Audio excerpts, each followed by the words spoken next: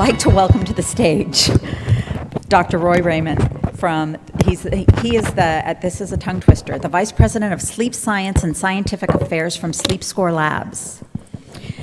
I practiced last night. With sleep as the third pillar of our health and so often neglected, I'm thrilled to say that it's finally starting to get the attention it deserves. We had huge discussions and sessions at CES this year, and they were packed. It is proven that insufficient sleep has been linked to diabetes, cardiovascular disease, obesity, and depression, which to me, I was shocked. I actually, I used to use it as like, hey, I only got 4 hours of sleep, and it's not commendable. And if we don't measure our sleep accurately, the data is meaningless, thus not properly being able to address how to intervene for proper treatment. So in his first talk, after having joined, leaving Apple and having joined Sleep Score Labs, I'd like to welcome Dr. Raymond to the stage. Thank you.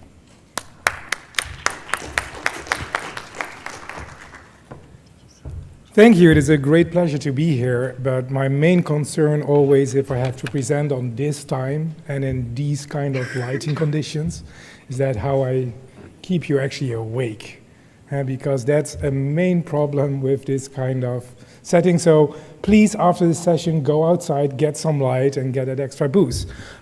Just to start with, next slide, please. I'm going to talk to you about sleep, and sleep is something that we kind of know is very important, but we also kind of know that sleep is something as an afterthought. So here I show you some numbers. Does anybody know what these numbers are? Lifetime sleep. Anybody else? Actually, it's my sleep. So according to a model, so this is the time that I spend asleep up till now. No, I'm not 51, because we think all that we spend 1/3 of our life being asleep. But in the early days, of course, you sleep a lot more than the average 8 hours. But again, this is an estimation.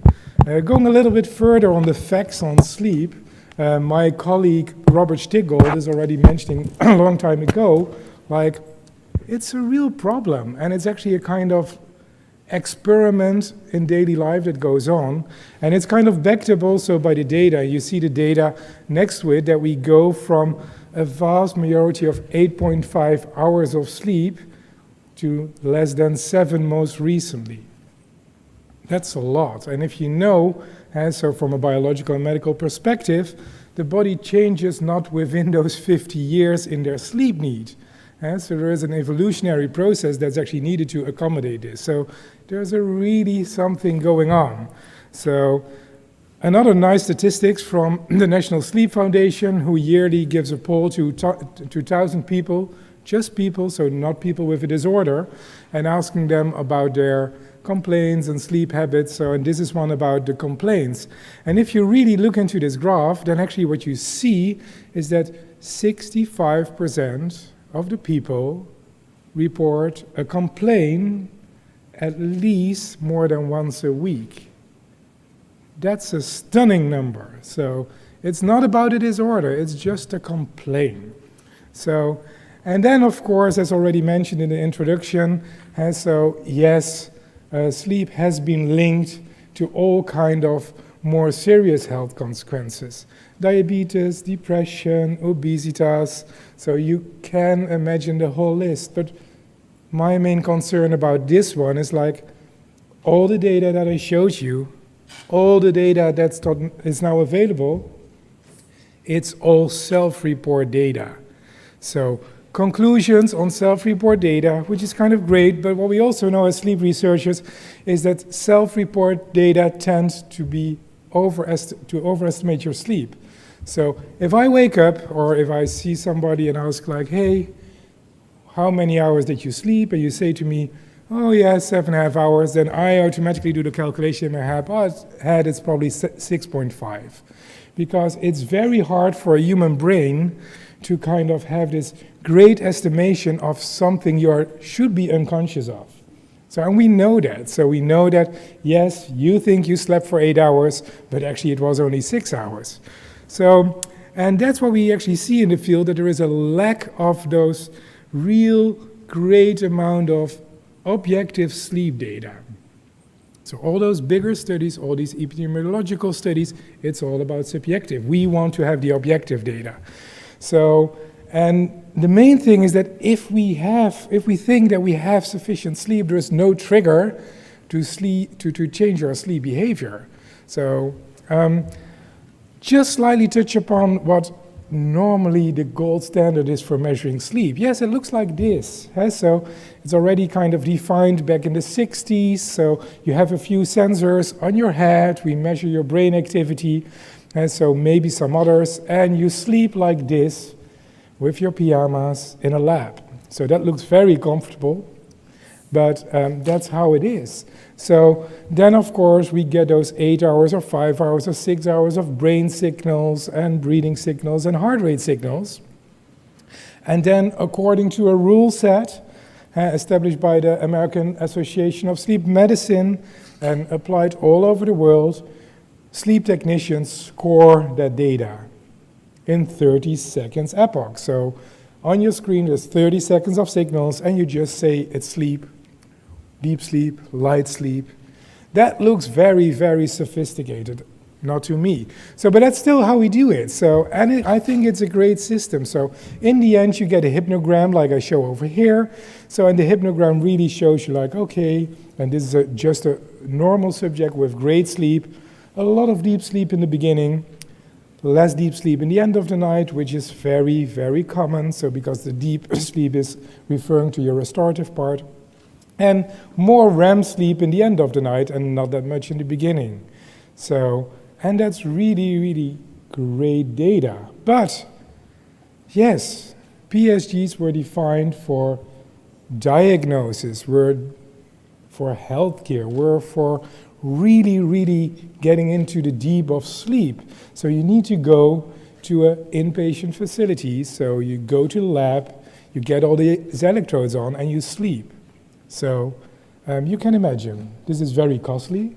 So because you need to go to a lab, all the sensors need to be applied, you need to stay in a lab, so there will be also a nurse attending to look after you. So it's not also suited for night after night measurement. So actually what we get is we get a spot measurement of sleep. So we get one night, which is not in your normal bedroom, in your habitual bedroom, but we only get one night in a very different way of sleeping. So, and what I said, it does not reflect the normal sleep. You see it over there with all those wires, and so can you even imagine that you have a normal night of sleep? So what we say, and what actually the field of sleep needs is truly new data on sleep, because all we know, and yes, sleep science is a young science, only started in the 50s of the last century. So only what we need is more data of how sleep really is in your bedroom. We only have so few data of sleep, mostly recorded then in those clinical settings. So what are those new ways?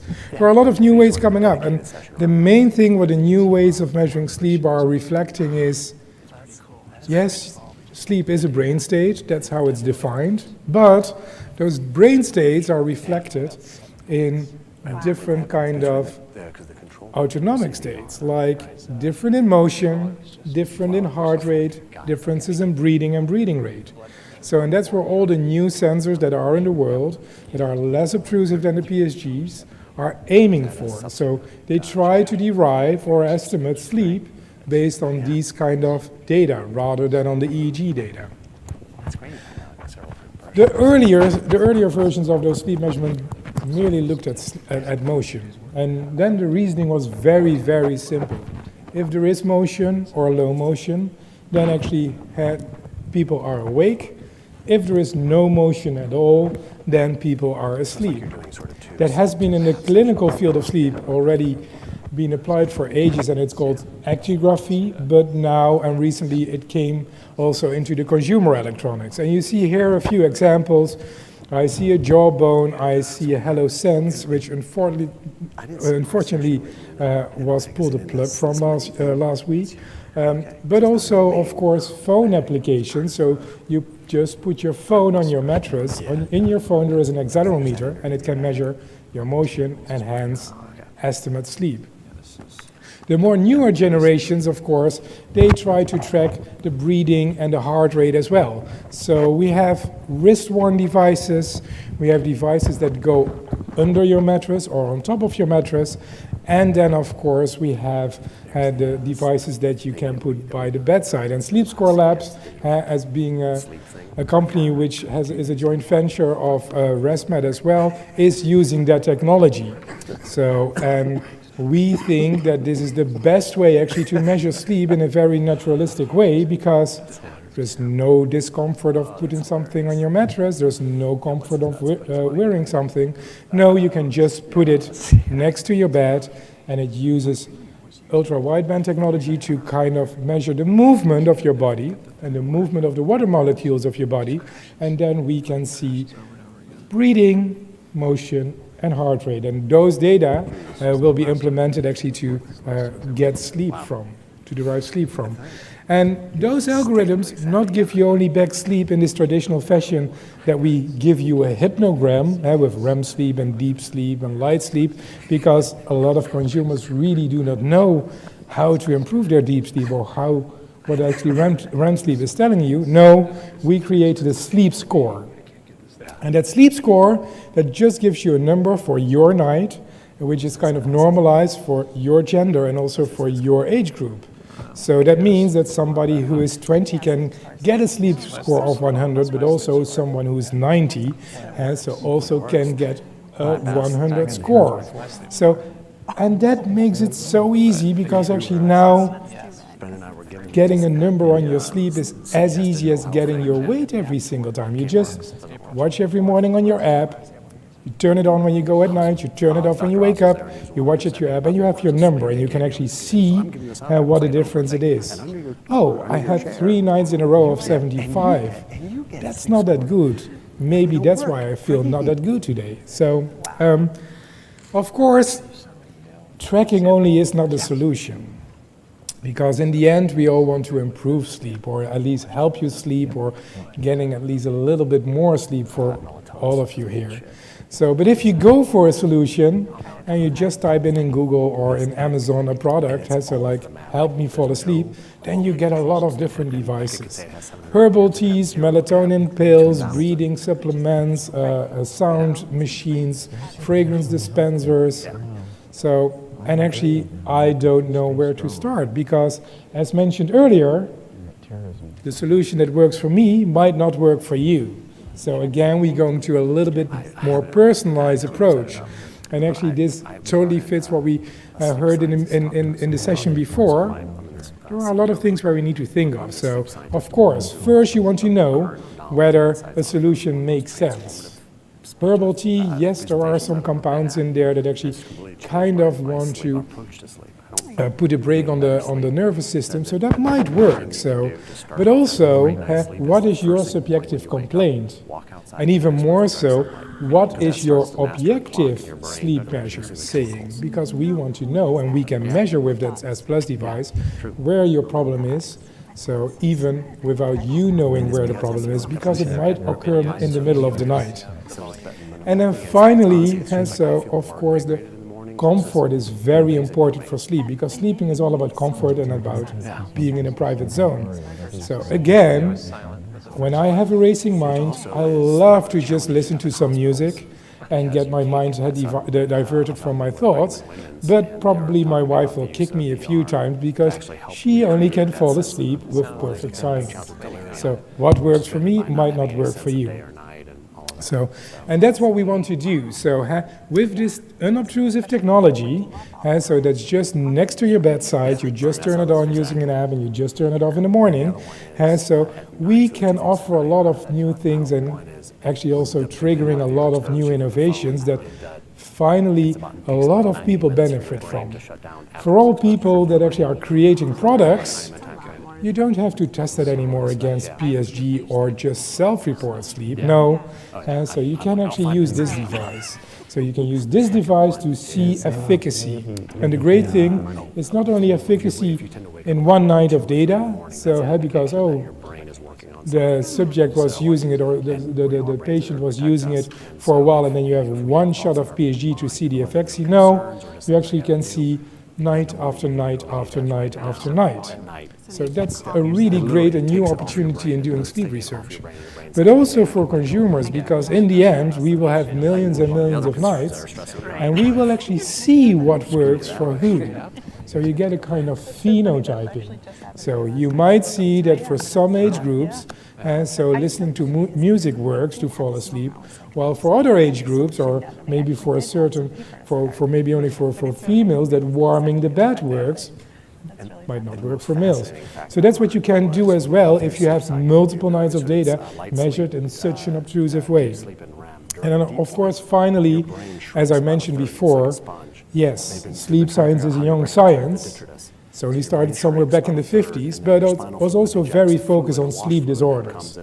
Apnea, narcolepsy, restless legs, and that's great, but all the data what we know from day-to-day sleep is mostly derived from the control groups for these studies, measured in a hospital with all that PSG equipment. And with all these kind of new innovations, we kind of hope to advance the world of sleep health as a new kind of topic within sleep science as well. So I would thank you all for your attention at this time of day, and my main advice is get some light, and also if you have some questions, feel free to ask. Thank you.